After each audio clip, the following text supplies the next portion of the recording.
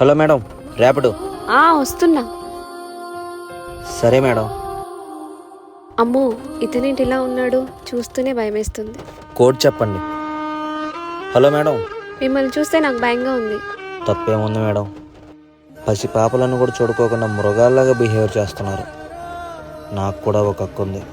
మీకు నమ్మకం ఉంటేనే వచ్చి బండి ఎక్కండి. సరే.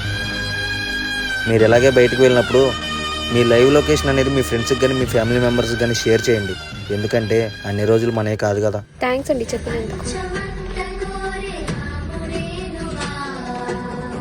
థ్యాంక్స్ అండి చాలా సేఫ్గా డ్రాప్ చేసినందుకు. మనిషి ఫేస్ను చూసి వాళ్ళ క్యారెక్టర్ డిసైడ్ చేయకండి. కొందరు చేసే పాపల వల్ల కష్టపడే మాకు కూడా వాల్యూ లేకుండా పోతుంది సొసైటీలో. వాళ్ళ పాప ఇంట్లో నుండి బయటకు వస్తే వాళ్ళ తల్లిదండ్రులు ఇంటికి ఎప్పుడు వస్తుందని గుండెలో గుప్పెట్లో పెట్టుకుని బతుకుతున్నారు మేడం. అలా ఉంది ఇప్పుడు సొసైటీ.